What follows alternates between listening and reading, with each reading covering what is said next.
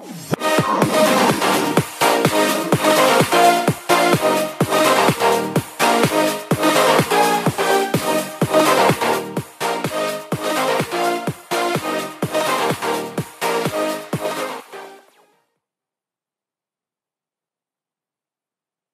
selamat pagi. Assalamualaikum warahmatullahi wabarakatuh. Salam sejahtera dan salam serta semangat sehat untuk kita semua. Selamat pagi kepada Bapak Iman, Direktur Strategi Portofolio dan Pengembangan Usaha PT Pertamina Persero. Saya ucapkan juga selamat pagi kepada Pak Daniel Purba, Senior Vice President Strategi and Investment, serta kepada para pembicara dari Kementerian Lingkungan Hidup dan Kehutanan dari Bappenas, and also invited speaker from abroad. Thank you very much. Good morning, ladies and gentlemen. It's my pleasure to welcome everyone in our special venue today, the Pertamina Energy Webinar. Salam sehat juga dan salam semangat sejahtera untuk semua, juga untuk segenap audiens acara webinar pagi ini, dimanapun Ibu, Bapak, dan saudara-saudara sekalian berada. Terima kasih kepada Mbak Prita yang sudah menjadi moderator kita pagi ini, yang sudah memperkenalkan saya. Terima kasih juga kepada penyelenggara yang mengusahakan acara ini bisa berlangsung dan bahkan memberikan kesempatan kepada saya sebagai pembicara yang pertama, suatu kehormatan besar bagi saya. Di dalam webinar kali ini diselenggarakan di masa pandemi yang begitu menantang, saya yakin keberadaan serta kehadiran kita semua dalam webinar pagi ini menandakan kita sanggup dan akan menang melewati pandemi dengan selamat. Dalam kesempatan ini, izinkan saya menyampaikan hasil kajian kami dari Pertamina Energy Institute, yaitu Pertamina Energy Outlook 2020. Kita slide berikutnya. Dalam materi yang akan disampaikan pada hari ini terdiri dari beberapa bagian, yaitu pertama mengenai tren energi global, yang kedua adalah outlook energi Indonesia, yang ketiga supply demand energi dan petrokimia, serta pada bagian akhir akan disampaikan mengenai pemulihan ekonomi, beberapa pelajaran lesson learn yang kita bisa lihat terkait dengan pengembangan energi baru terbarukan, serta kesimpulan-kesimpulan utama atau key takeaway. Kita mulai dengan bagian yang pertama, yaitu tren energi global. Silakan dilanjutkan ke slide berikutnya. Nah, jadi untuk tren energi global ini, Pertamina memperhatikan atau melihat terdapat setidaknya 5 tren global yang dapat mempengaruhi landscape energi di Indonesia, bahkan di dunia. Global pandemi.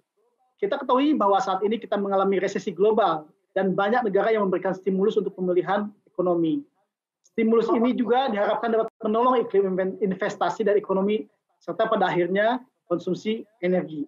Di samping itu, bagi perusahaan energi, penurunan harga komoditas energi juga menghambat kinerja investasi dan operasional perusahaan. Suatu tantangan tersendiri dalam keadaan seperti ini. Di sisi lain, terdapat pengembangan vaksin yang merupakan salah satu game changer dari pengembangan ekonomi global ke depan.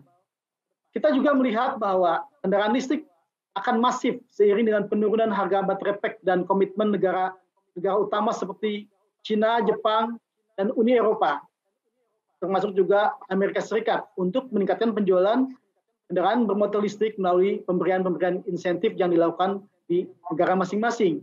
Pengembangan pembangkit energi baru terbarukan di dunia juga terus mengalami peningkatan, terutama di Amerika dan China maupun di Eropa. Beberapa teknologi rendah karbon juga saat ini terus dikembangkan seperti green hydrogen dan carbon capture utilization and storage technology. Komitmen penurunan emisi juga diproyeksikan akan semakin meningkat seiring dengan komitmen terbaru dari negara utama seperti Amerika Serikat yang kita dengar Biden Pledge, kemudian dari China, Uni Eropa, yang semuanya sudah mengarah kepada net zero. Terkait dengan teknologi digital, kita lihat ada IoT, kemajuan teknologi dalam analisa dan integrasi data untuk pengambilan keputusan akan berdampak terhadap efisiensi operasional perusahaan. Itu adalah hal-hal yang kita lihat sebagai tren global pada saat ini. Selanjutnya, pada slide berikut, kami ingin memberi gambaran bagaimana pandangan international oil companies, perusahaan-perusahaan energi dunia dalam menghadapi tren ekonomi dan energi global tersebut. Perusahaan energi Eropa tetap berpendapat bahwa NRE, New and Renewable Energy atau energi baru terbarukan akan masif, sehingga tidak bergantung selamanya kepada industri minyak dan gas. Sebaliknya, jika kita perhatikan, perusahaan Amerika Serikat, dalam hal ini adalah ExxonMobil misalnya, memiliki pandangan bahwa industri NRE akan tetap berkembang, namun tidak terlalu masif, dan belum ada penurunan signifikan terhadap industri migas. Pandangan yang sama juga dari semua region international oil company atau perusahaan energi dunia ini, kita melihat bahwa pemanfaatan batu bara akan semakin berkurang. Pada slide berikut kita akan mulai masuk ke bagaimana energi outlook Indonesia berdasarkan studi dan kajian yang telah dilakukan di Pertamina Energy Institute. Kita masuk ke bagian pertama, bagian berikutnya. Kita mulai dengan faktor utama apa saja yang berpengaruh terhadap kebutuhan energi di masa datang. Dalam studi ini kita melihat bahwa kebutuhan energi didorong oleh beberapa hal, yaitu pertumbuhan ekonomi yang pada tahun ini mengalami kontraksi sebesar hingga minus 2,7% perkiraan, dan akan berpengaruh tentu saja ke masa depan. Untuk jangka panjang yang diproyeksikan mengalami penurunan mengikuti tren pertumbuhan ekonomi jangka panjang sebagaimana juga terjadi pada negara-negara lainnya, di mana semakin berkembangnya suatu negara, maka tingkat pertumbuhan ekonomi akan melambat seiring dengan tingkat nominal PDB yang jauh lebih tinggi dan semakin besar. Pertumbuhan ekonomi juga akan mempengaruhi pertumbuhan kebutuhan energi yang tercermin dalam bentuk elastisitas energi. Selanjutnya faktor lainnya adalah populasi penduduk Indonesia yang terus mengalami kenaikan hingga lebih dari 320 juta di tahun 2050. Di samping itu, jumlah penduduk yang besar, kebutuhan akan transportasi dan logistik untuk kegiatan ekonomi dan lainnya berpengaruh pada jumlah kendaraan bermotor yang juga mengalami peningkatan hingga lebih dari 380 juta kendaraan di tahun 2050. Untuk masa pandemi ini kita juga melihat bahwa terdapat hubungan antara kebijakan pengetatan oleh pemerintah, misalkan PSBB, yang dicerminkan oleh Government Stringency Index dan mobilitas. Dan pada akhirnya semua itu akan juga berpengaruh terhadap konsumsi energi. Baik, kita mulai dengan bagian berikutnya. Kita lanjutkan dengan bagian berikutnya, yaitu melihat tren global yang sudah dijelaskan pada slide sebelumnya, serta memperhatikan faktor-faktor yang telah disampaikan tadi. Kami mencoba menyusun 3 skenario. Jadi kita telah menyusun 3 skenario, yaitu business as usual, market driven, green transition, untuk dapat memberikan gambaran kondisi dan pengurangan energi ke depan. Skenario business as usual mengasumsikan tidak ada perubahan kebijakan yang signifikan untuk mendorong transisi energi ataupun diversifikasi energi. Sedangkan skenario market driven dan green transition utamanya didasarkan pada pencapaian target nationally determined contribution energi untuk Indonesia, yaitu sebesar 11% untuk skenario MD dan atau countermeasure 1, serta 14% untuk skenario GT atau Green Transition tadi yang masuk dalam countermeasure 2. Jadi terkait dengan komitmen negara dalam penurunan gas rumah kaca. Target tersebut merupakan bagian dari target penurunan sebesar 28% dan 41% yang tadi juga sudah disampaikan oleh Mbak Prita dalam pembukaan. Dari total emisi di 2030 sudah ada dokumen emisi Indonesia. Asumsi-asumsi yang digunakan untuk menyusun skenario disampaikan dalam ketiga kotak ini. Kita lihat yang mencakup emisi karbon dioksida, jumlah kendaraan listrik, jaringan gas, pemanfaatan energi lain untuk rumah tangga, alternatif energi untuk industri, serta penggunaan energi baru dan terbarukan. Terima kasih. Lanjut ke slide berikutnya. Hasil pemodelan atau studi yang kami lakukan memperlihatkan hal-hal sebagai berikut. Pandemi COVID-19 menyebabkan penurunan kebutuhan energi sebesar 16% di tahun 2020. Dan pada jangka panjang ini akan menyebabkan penurunan sebesar 3%.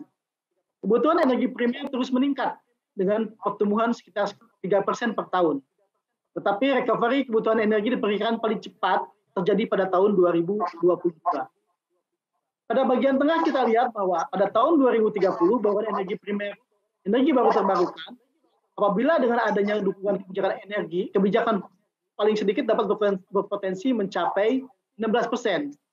Jadi kita memerlukan dukungan kebijakan agar mencapai 16% tersebut. Energi baru terbarukan akan menjadi energi primer dengan tingkat pertumbuhan yang paling tinggi, lebih tinggi daripada yang lainnya. Besaran ini sudah cukup untuk mencapai target penurunan emisi sesuai dengan NDC Indonesia pada tahun 2030.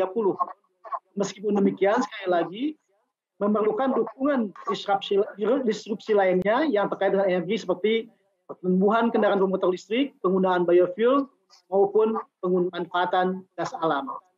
Sehingga tetap perlu diperhatikan bahwa transisi energi bukan hanya soal energi baru terbarukan, tetapi juga persoalan seperti elektrifikasi di sektor transportasi yang berdampak pada bauran minyak bumi, gasifikasi di sektor industri, serta pembangkit listrik yang semuanya memerlukan kebijakan-kebijakan dari pemerintah. Pada slide berikut, kita melihat bahwa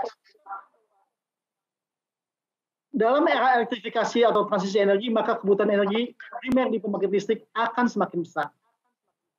Di bagian tengah kita melihat bahwa untuk kebutuhan energi primer, energi baru terbarukan, yang mayoritas akan digunakan untuk pembangkit listrik. Sebagai gambaran, pada tahun 2019, energi primer, energi baru terbarukan sebesar 73%. 73% ini dari EBT digunakan untuk pembangkit listrik. Sedangkan untuk 27% lainnya digunakan dalam bentuk bioenergi, terutama biofuel. Tren penggunaan biofuel ke depan, walaupun terdapat peningkatan dari volume penggunaannya, namun porsi biofuel ini secara keseluruhan dalam bauran EBT akan semakin kecil, karena sebagian besar EBT digunakan untuk pemenuhan kebutuhan listrik yang semakin besar di sektor pengguna. Lanjutkan. Slide berikutnya, pada slide ini kita juga memperlihatkan bahwa pemanfaatan gas yang akan menjadi bagian dari perjalanan transisi energi yang paralel dengan pembangunan energi baru terbarukan.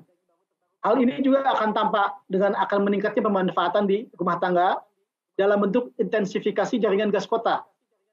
Kemudian juga gasifikasi di sektor industri dan di pembangkit listrik. Sementara itu, pemanfaatan gas di sektor transportasi diproyeksikan hanya terbatas, hanya pada kendaraan jenis bus atau kendaraan besar karena adanya potensi elektrifikasi yang masif di seluruh tipe kendaraan lainnya, baik kendaraan roda 2 maupun roda 4 untuk kendaraan transportasi pribadi. Pada slide berikut, dari sisi energi final, sektor transportasi dan industri merupakan konsumen energi terbesar dengan porsi sekitar 60%. Yang dilanjutkan oleh sektor rumah tangga dan komersial dengan posisi sekitar 20%. Transisi energi di konsumen energi untuk kebutuhan transportasi akan merubah komposisi kebutuhan energi final yang sebelumnya didominasi oleh BBM, berubah menjadi listrik, baik melalui penetrasi kendaraan listrik maupun juga selanjutnya hal ini dalam bentuk elektrifikasi di rumah tangga. Dalam hal lain, kita lihat bahwa batu bara di sisi energi final juga akan mengalami penurunan, terutama disebabkan oleh penggunaan gas di sektor industri yang diproyeksikan berpotensi mengalami peningkatan. Kita pada slide berikut melihat bahwa sektor transportasi merupakan sektor yang paling berpotensi mengalami disrupsi transisi energi, yaitu dengan hadirnya kendaraan bermotor listrik, serta pemanfaatan biofuel yang masif. Saat ini, kebutuhan energi di transportasi masih didominasi oleh bahan bakar minyak. Walaupun sudah terdapat program pencampuran biofuel yang ke depan presentasinya kemungkinan akan mengalami peningkatan seiring dengan kebijakan pemerintah pada saat ini. Baik untuk biodiesel maupun biogasolin yang merupakan campuran dari etanol dengan gasolin ataupun dengan metanol misalnya. Laju penetrasi kendaraan listrik diproyeksikan akan semakin meningkat, terutama setelah tahun 2025, seiring dengan potensi efektivitas kebijakan dan regulasi kendaraan listrik yang mendorong harga kendaraan listrik yang lebih kompetitif. Kita sudah tahu bahwa Perpres sudah berlaku tahun lalu sejak tahun 2019. Oke, selanjutnya potensi kendaraan listrik menyebabkan kebutuhan baterai untuk kendaraan listrik akan meningkat. Nah, kebutuhan ini diperkirakan akan berpotensi mencapai lebih dari 190 gigawatt hour pada tahun 2050. Namun, tentu hal ini masih berpotensi untuk terus meningkat karena adanya kemajuan teknologi baterai yang akan meningkatkan kapasitas baterai dan juga akan meningkatkan jarak tempuh dari kendaraan listrik sehingga volume atau total bisa mencapai lebih dari 198 gigawatt hour pada tahun 2050.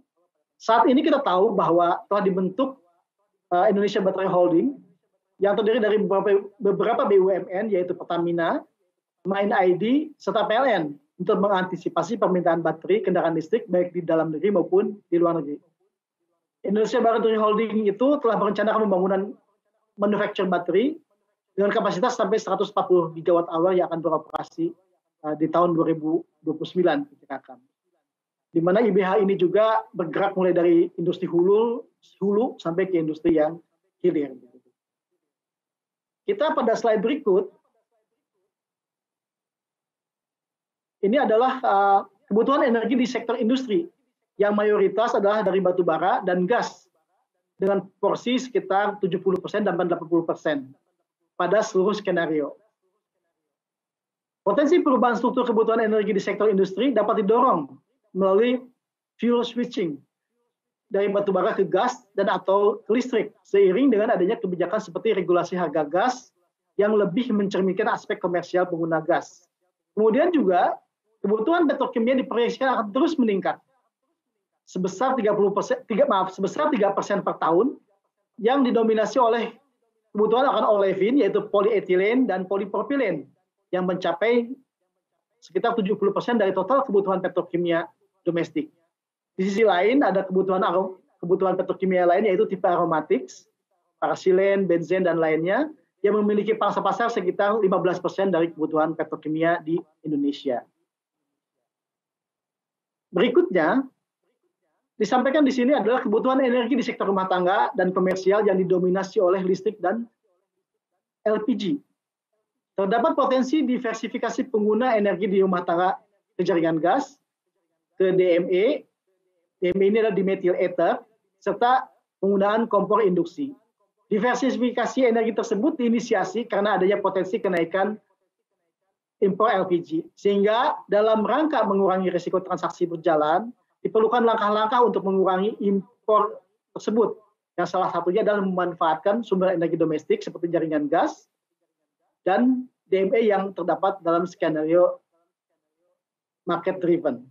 Kompor induksi juga menjadi salah satu langkah pengurangan impor LPG yang dapat dipertimbangkan ke depan dan sudah dicanangkan oleh pemerintah. Pada slide berikut, kita melihat bagaimana sektor kelistrikan, di mana pertumbuhan kebutuhan listrik berkisar antara 3,7 sampai 4,5%.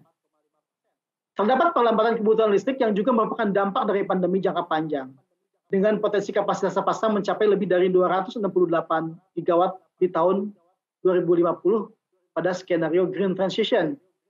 Potensi penambahan kapasitas energi baru terbarukan terbesar berasal dari jenis surya dan angin, karena dari sisi cost ini adalah yang paling murah pada saat ini. Dilanjutkan dengan hidro dan panas bumi. Penambahan kapasitas pembangkit batu bara diproyeksikan melambat, yang disebabkan oleh transisi energi baik melalui penetrasi pembangkit gas dan energi baru terbarukan. Produksi listrik dari energi baru terbarukan juga meningkat hingga 56% pada skenario Green Transition. Itu adalah sekilas mengenai energi outlook kita, dan pada bagian berikut saya sampaikan mengenai supply demand energi dan petrokimia. Dalam memenuhi kebutuhan energi domestik diperlukan pasokan dari kapasitas produksi domestik dan impor. Untuk gas bumi dan batu bara, mayoritas kebutuhan domestik dapat dipenuhi dari produksi dalam negeri, walaupun terdapat impor batu bara untuk spesifikasi tertentu untuk keperluan industri baja misalnya, dalam jumlah yang kecil. Untuk minyak bumi, BBM, dan LPG, guna memenuhi kebutuhan domestik diperlukan impor sebesar 297 juta barrel pada tahun 2019. Dan jumlah tersebut, dari jumlah tersebut, BBM, jenis gasolin, dan LPG impornya akan terus meningkat. Sementara itu, minyak bumi juga mengalami penurunan didukung oleh kebijakan pemanfaatan minyak bumi untuk kilang domestik.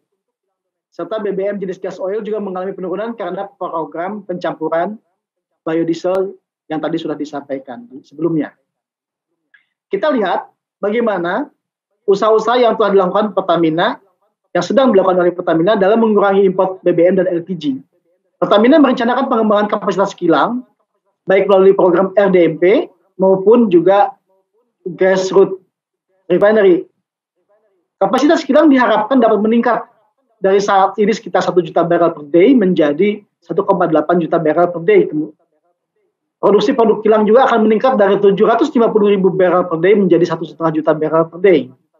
Di samping itu, terdapat penambahan produksi petrokimia untuk memenuhi kebutuhan domestik yang tadi kita sudah lihat bagaimana perkembangan pasarnya ke depan. Pada slide berikutnya, lanjut, slide berikutnya, ya. Kebutuhan impor minyak bumi terus mengalami peningkatan karena operasional proyek RDMP dan IRR yang telah dicanangkan tersebut. Yang disebabkan oleh potensi penurunan minyak bumi dari 745.000 barrel per day menjadi sekitar 125.000 barrel per day di tahun 2050. Dan juga adanya peningkatan kapasitas intake kilang kita. Sehingga perlu ada langkah-langkah guna meningkatkan produksi minyak bumi domestik melalui program-program kerja yang rutin, peningkatan kegiatan eksplorasi dan atau optimalisasi komitmen kerja pasti serta IOR. Kebutuhan gas bumi juga berpotensi mengalami peningkatan sejalan dengan transisi energi di sektor industri dan pembangkit listrik. Di sisi lain, produksi gas bumi diproyeksikan berpotensi mengalami penurunan mulai dari tahun 2030 sehingga terdapat potensi impor gas di masa yang akan datang terhadap impor gas bumi ini untuk memenuhi demand domestik pada jangka panjang. Kebutuhan batu bara berpotensi mengalami perlambatan seiring dengan pengurangan kebutuhan di pembangkit listrik dan industri, serta pemenuhan komitmen penurunan emisi gas rumah kaca. Selanjutnya, kita lihat bagaimana supply demand di BBM dan LPG. Kebutuhan BBM dan LPG memiliki potensi perlambatan yang disebabkan oleh beberapa disrupsi, baik terkait transisi maupun diversifikasi energi. Kebutuhan BBM jenis gasolin dan gas oil berpotensi mengalami perlambatan dan atau bahkan penurunan yang disebabkan oleh digunakannya kendaraan listrik dan biofuel untuk kendaraan bermotor. Potensi surplus terjadi pada BBM jenis gas oil atau yang kita sebut dengan solar misalnya. Dan after yang disebabkan oleh demand yang lebih kecil dari rencana supply. Supply meningkat seiring dengan beroperasinya proyek RDMP dan GRR yang tadi disampaikan.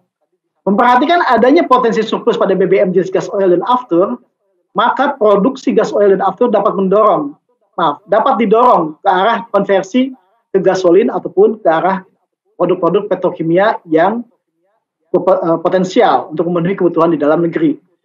Kebutuhan LPG mengalami disrupsi dari adanya kebijakan diversifikasi melalui jaringan gas, serta penggunaan DME, pencampuran DME dengan LPG, serta penggunaan kompor induksi. Namun demikian, tetap berpotensi tetap impor untuk jangka panjang dalam memenuhi kebutuhan domestik Indonesia terhadap LPG tersebut. Kita lanjutkan dengan supply demand metanol dan petrokimia.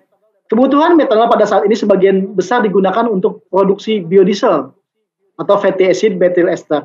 Ke depan, kebutuhan metanol diproyeksikan akan semakin meningkat karena terdapat potensi kebutuhan yang besar juga dengan digunakannya atau direncanakannya penggunaan dimethyl ester sebagai campuran dari LPG, dan adanya dampak dari diversifikasi penggunaan energi di rumah tangga untuk mengurangi LPG tersebut.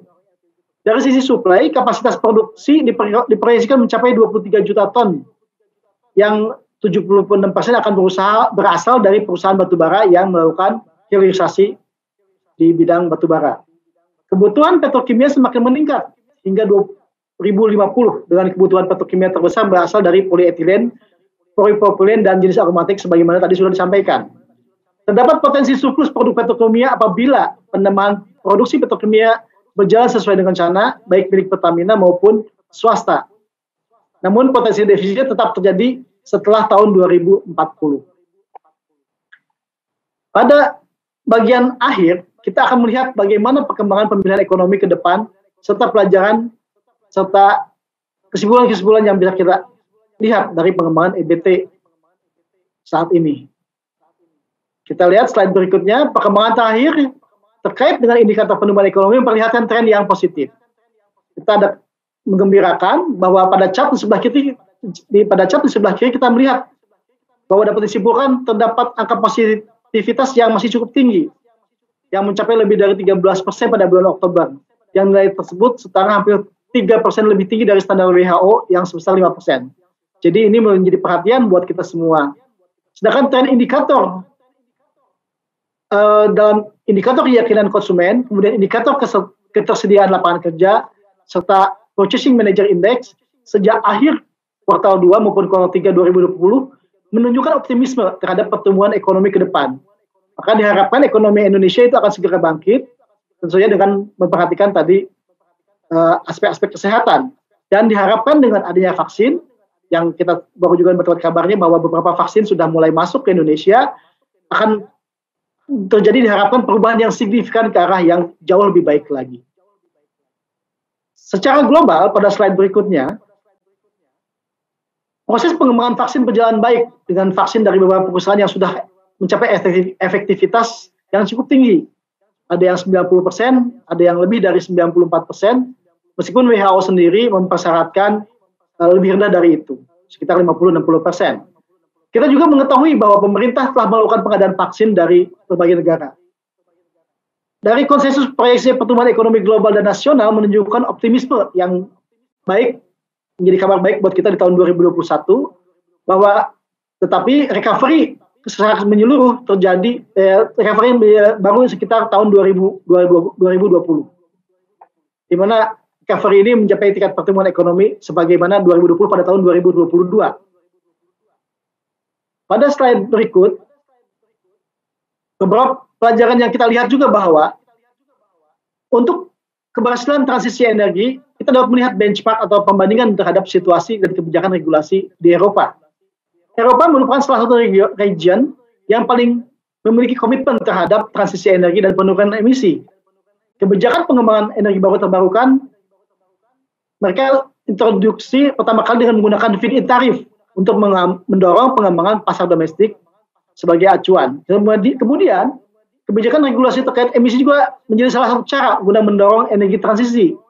Terkait kendaraan listrik di wilayah Eropa juga memberikan insentif yang besar terhadap harga jual, dan ini menjadi salah satu pemicu penjualan kendaraan listrik yang terus meningkat hingga mencapai pangsa pasar sekitar 7% pada semester 1 2020. Sejalan dengan hal tersebut, perusahaan-perusahaan megas di Eropa, perusahaan-perusahaan energi di Eropa juga mulai melakukan perubahan portfolio dengan lebih mengedepankan pengembangan energi baru terbarukan, sebagaimana kita lihat di British Petroleum dan BP, dan juga Total yang menyesuaikan dengan potensi sumber daya di kawasan tersebut. Sehingga dapat disimpulkan bahwa transisi energi hanya dapat berjalan apabila terdapat kebijakan regulasi yang mendukung. Jadi ini betul-betul policy driven. Optimalisasi sumber daya energi baru terbarukan domestik juga harus menjadi fokus pengembangan energi jangka panjang dalam rangka mendukung ketahanan energi nasional. Itu adalah beberapa kesimpulan, lesson learned, dan juga key takeaway yang bisa kami sampaikan. Demikian pemaparan dari kami mengenai Pertamina Energy Outlook 2020. Saya ucapkan terima kasih kepada tim yang telah menyiapkan, yang tidak dapat saya satu persatu sebutkan di sini, dan juga dukungan dari manajemen. Terima kasih Mbak Prita. Saya kembalikan waktunya kepada Mbak Prita. Baik, terima kasih banyak Pak Heri Hairudin. Terima kasih banyak untuk presentasinya, menarik sekali. Pertamina Outlook 2020. Pastinya nanti akan banyak pertanyaan dan lagi sedang dikumpulkan oleh rekan-rekan Pertamina. Saya sendiri yang mendengarkan jadi banyak juga yang ingin bertanya begitu Pak. Nah, nomor sebelumnya ini saya mau bacakan dulu ini mengenai CV sedikit yang sangat menarik dari Pak Heri Hairudin. Kita tahu tadi saya sudah sebutkan bahwa beliau merupakan VP Pertamina Energy Institute PT Pertamina sejak Agustus 2020 dan sebelumnya menjabat sebagai Principal Specialist Power Development and Storage Management New and Renewable Energy Research and Technology dari Pertamina. Yang menarik juga ini secara dari sisi edukasi nih Pak, saya tadi agak berani bacainnya Pak, karena Bapak ini kan kuliahnya di Austria begitu ya. Terus kemudian nama institutnya pun pakai bahasa Perancis, saya nggak berani bacainnya. Boleh nggak Bapak sendiri menyebutkan nama institutnya biar nggak malu-maluin Pertamina gitu kalau saya salah Prancisnya gitu. Jadi Ciamis. Bahasa Jerman, Mbak kita. Oh, bahasa Jerman, ya. Apa tuh Pak sebutannya, ya. Apa Pak? Institut for Physikalische Chemie di Universitas Innsbruck di Austria. Nah, itu dia, menamatkan S2 dan juga S3-nya di sana ya Pak Heri ya. Dan gelarnya ini pun juga Mark Rernat, Dr. Rernat. Benar nggak Pak saya sebutnya seperti itu Pak? Betul Dr. Rernat ya, Rerum Naturalium. Nah, itu dia. Jadi sekilas sedikit mengenai Pak Heri Hairudin yang luar biasa menamatkan pendidikan di Austria. Tadi saya nggak pede banget Pak menyebutkan nama institutnya dan kemudian juga gelarnya yang agak nggak biasa gitu ya. Nah, kita sudah mengumpulkan Pak Heri pertanyaan-pertanyaan untuk Bapak. Ada pertanyaan pertama ini datang dari Avi Pertamina CNT. Pertanyaannya ini ya Pak ya. Pertanyaannya adalah bagaimana strategi Pertamina menghadapi isu tren harga CPO, komponen harga FAME. Ini berarti singkatan berarti ya Pak, FAME sebagai pencampur biosolar, di mana Pertamina mendapatkan penugasan implementasi biodiesel, namun dengan gap harga yang cukup jauh antara FAME dan juga solar. Pelaksanaan implementasi ini membebani dana pemerintah, dalam hal ini adalah BPDPKS dan juga APBN. Strategi apa yang Pertamina bisa usulkan, baik ke pemerintah maupun juga stakeholder terkait? Silakan Pak Heri. Ya, terima kasih Mbak Prita atas pertanyaannya. Tadi kepada penanya juga terima kasih. Jadi sebagaimana disebutkan bahwa pengembangan energi baru terbarukan atau dalam hal ini juga biofuel termasuk di dalamnya memerlukan dorongan atau dukungan dari kebijakan pemerintah yang khusus. Itu terjadi di mana-mana di seluruh penjuru dunia dan dilakukan di berbagai negara, baik di Eropa, di Cina, Jepang maupun di Amerika Serikat begitu. Nah, dalam hal ini sebetulnya CPO kita itu memiliki harga yang cukup tinggi. Jadi tadi sudah disebutkan bahwa terdapat delta price yang lumayan besar antara harga CPO dengan harga minyak. Di mana saat ini juga harga minyak kebetulan juga sedang rendah begitu ya. Nah, jadi akan terjadi gap yang cukup besar. Dalam hal ini sesuai dengan kebijakan yang sudah dilakukan oleh pemerintah, maka diperlukan pendanaan melalui BPDP sawit. Dan itu sudah berjalan. Kami juga sudah memberikan masukan-masukan kepada pemegang kebijakan dalam hal ini terkait dengan rencana ke depan. Pertamina sendiri memiliki rencana atau memiliki rencana untuk dapat membangun green diesel yang akan 100% dapat dicampurkan dengan BBM jenis fosil begitu. Jadi pada saat ini kita ketahui bahwa penggunaan biodiesel ini memiliki keterbatasan di mana sebagian besar publikasi mengatakan 30% itu merupakan batasan-batasan yang maksimum untuk penggunaan FAME. Nah, terkait dengan harga delta CPO tersebut, yang dapat kita lakukan adalah pada saat ini mungkin di samping tadi perencanaan ke depan dalam investasi Pertamina di bidang green diesel, terkait dengan pricing ini, Pertamina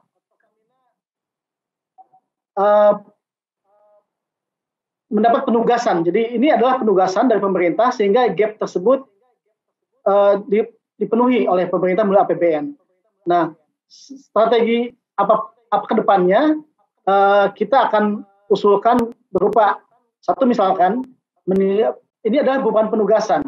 Kemudian yang kedua adalah harga saat ini memang sudah di-cover oleh BPDP, PKS, dan APBN, dan pengembangan EBT tetap harus berdasarkan aspek komersial dari hulu hingga ke hilir. Jadi implementasinya mungkin sebaiknya memperhatikan hal juga komersial tersebut.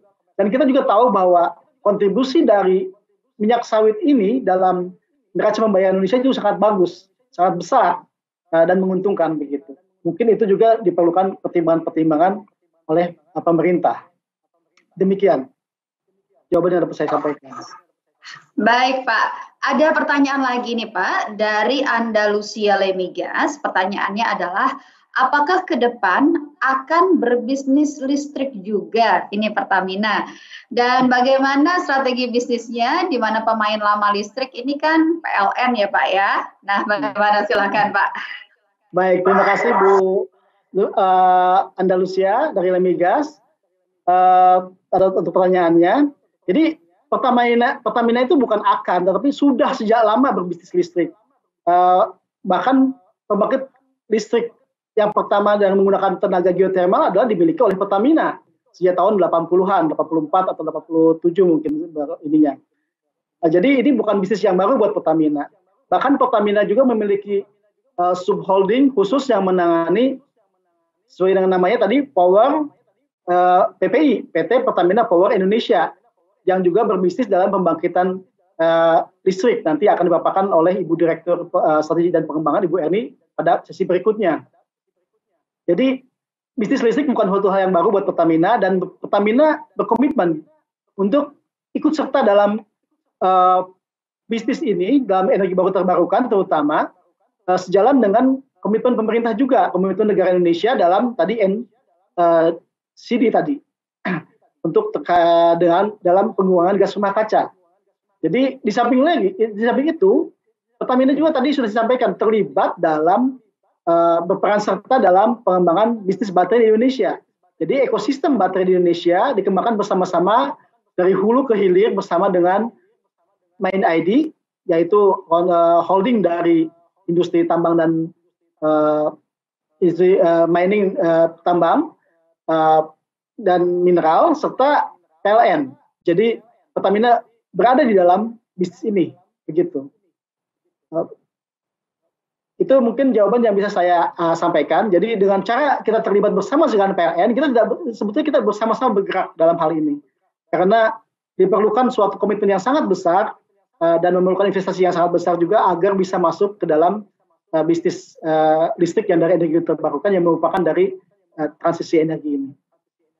Itu jawaban yang dapat saya sampaikan, Mbak Prita, untuk yang dari pertanyaan Bu Andalusia. Baik Pak Heri, ada satu pertanyaan lagi Pak, ini pertanyaan terakhir dari Bapak Lukmanul Hakim dari RU 3, Refinery Unit 3. Pertanyaannya adalah, sebelumnya menyampaikan Assalamualaikum Pak, terima kasih share-nya, dan mohon izin bertanya, dalam perkembangan ke depan terkait energi terbarukan, apakah ada pengembangan menggunakan biomasa dari mikroalga yang merupakan generasi ketiga, melihat negara-negara maju ini sudah sustain dalam penerapannya sebagai biofuel, dan bagaimana strategi Pertamina ke depannya? Silakan Pak. Terima kasih Mbak Prita. Terima kasih Mas Lukmanul Hakim dari Pelaju ya. Terima kasih sudah hadir. Jadi dari Pelaju luar biasa. Saya gembira bahwa teman-teman dari RU juga ikut hadir dalam acara ini.